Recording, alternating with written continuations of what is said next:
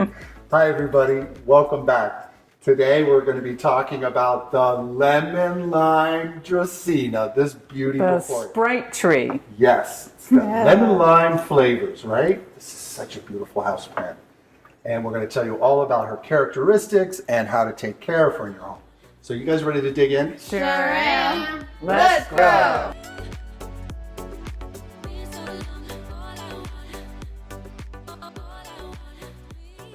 Let's kick it off with talking about her characteristics. This beautiful houseplant has variegated leaves, right? Pretty, Beautiful. Beautiful. Beautiful color. Yes. right? And what shape would you say they are, Stephanie? Bushy. Bushy. It's a bushy shape, and the leaf shape. What would you say the leaf shape is? What do you guys think? Narrow with a point on the end. Yeah, like Kinda Rachel stabby. says, stabby. Narrow and pointy. Yes. They said it's a sword-shaped Yes, leaf. it's a Therefore, I sword-shaped was leaf. correct. It's stabby by Is it- definition. Not that it stabs Not you. that it's stabby, quote. Yes, and they're tightly compact around the central stem that she grows, and there's several of these actually in this pot. And you can grow these in clusters, or you can grow them one by herself. And she does get not as large as the Janet Craig, but she Right. gets how big, Rachel, would you say? Around 3 to 5 feet. Yep. Indoors, yes. So she's a little bit smaller than the Janet Craig. Janet Craig can get to like 6 feet. So But at she's- her tallest, just a little shorter than me. Yeah, true. That's it. But it's a really cool house plant. It's just got these beautiful leaves, and there's actually a little bit of white venation, and we'll bring you up closer. You can see that in some of the leaf striping here. Oh, so Yeah, pretty. the striping Yeah. is beautiful. Yeah, right? Just so pretty. Wonderful house plant.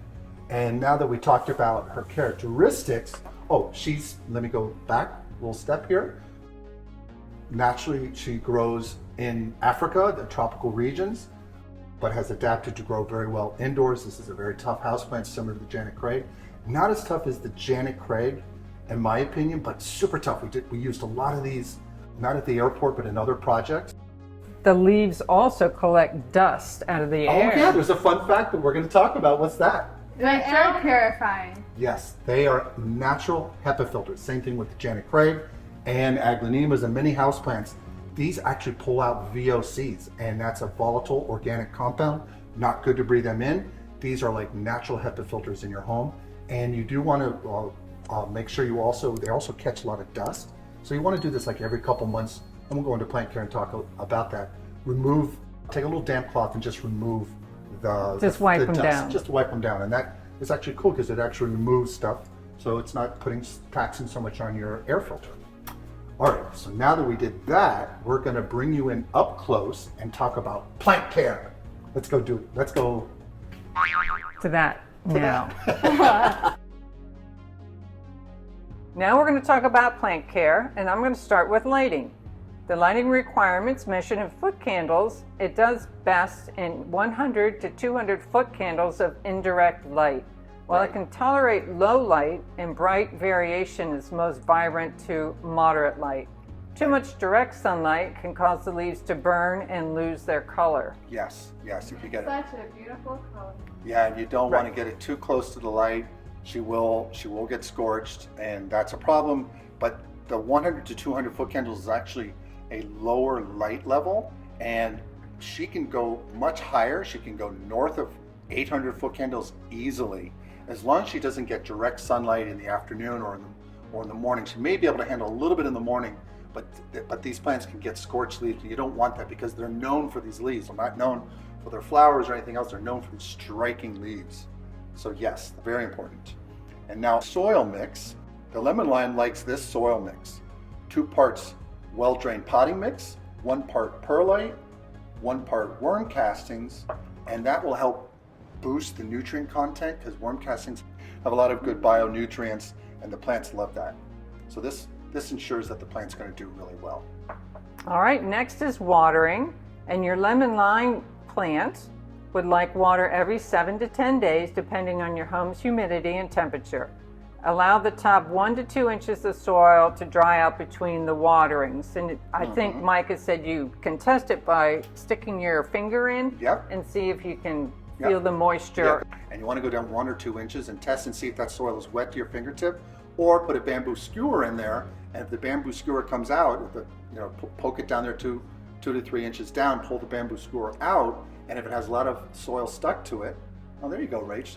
And you can see that does not need to be watered. It's moist, it's sticking in our hands. Right. So you can hold off on watering and push that out a little bit. Yeah. And if you see the leaves turning too yellow, that means you're putting in too much water. Yeah. You don't want to do that. Let's talk about temperature range. She does great between 65 and 80 degrees Fahrenheit, which is 18 degrees Celsius to 27 degrees Celsius. She can handle a little bit cooler or a little bit warmer, but she typically likes that. And you do want to make sure you keep her away from drafts in the home with the AC, and you don't want to have her below 55 degrees temperature if you can in the wintertime, because that can cause the plant to kind of start to look peakage. All right, next is the ideal humidity for the lemon lime plant.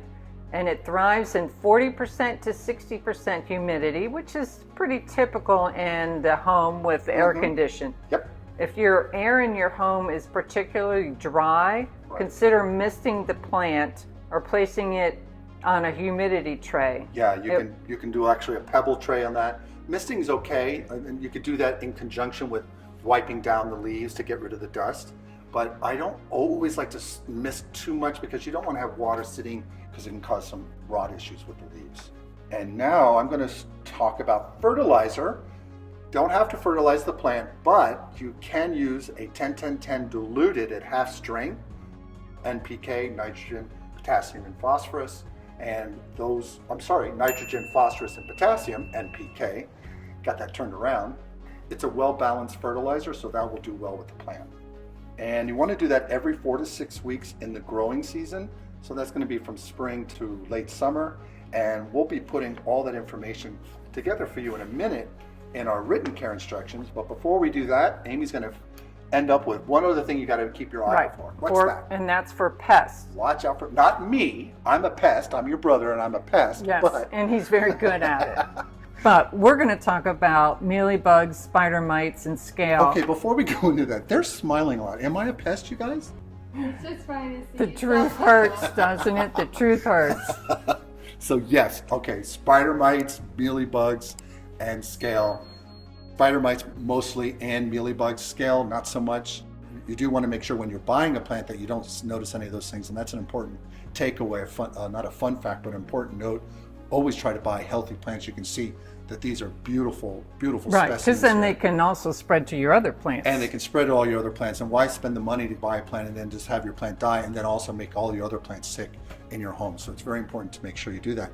But to take care of that, if you have those bugs, Amy, what can they do to take care of them? The neem oil or insecticidal soap. Yes, and you can spray that on the plant, and then that will kill off the pests. Or you can, if you have mealybugs, and it's a small infestation, you can put alcohol on a Q-tip swab and just touch them in those crevices, and they'll grow into those little crevices.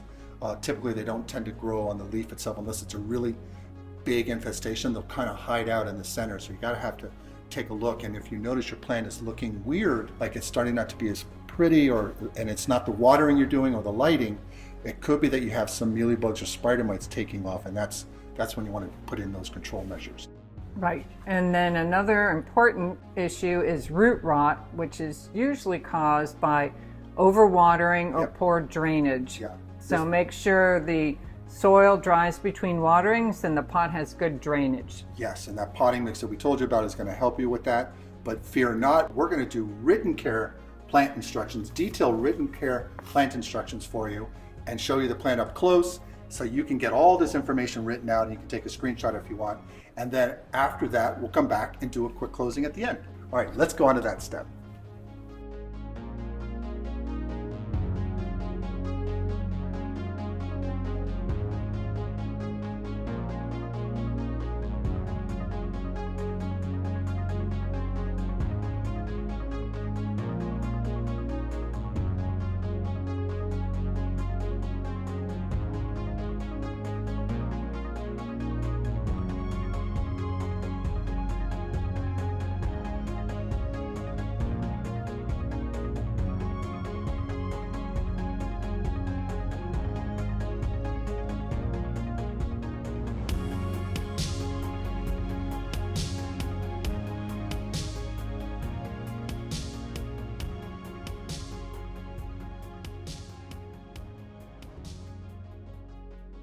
Thank you for watching our Lemon Lime Dracaena video. Yes. Come back and join us again when we talk about another houseplant. Yes, or plants outside or sustainable design. We're going to go through all of these plant topics for you on our channel. Yes, I have a whole big list for him. Yes, it keeps And he's- growing. She's now wants Yes. a green wall, and she's been jumping on me. And I know And to it's do going to it. be magnificent. Yes, it's gonna I be have so cool. all these plans. Yes. So if But- you have a comment down below. Yes, please. That's right. Make sure you like us. And subscribe. And Check out our shop. thank you, Rachel. With That's our right. Our cute merch shop little there. outfit. Yes. That's it. Yes, and if you could do that, we really appreciate it. It helps support the channel. Yes. Till next time. Yes. Bye. Please remember to like, subscribe, and hit the notification bell. And tell your friends and family. We post videos weekly. Thanks.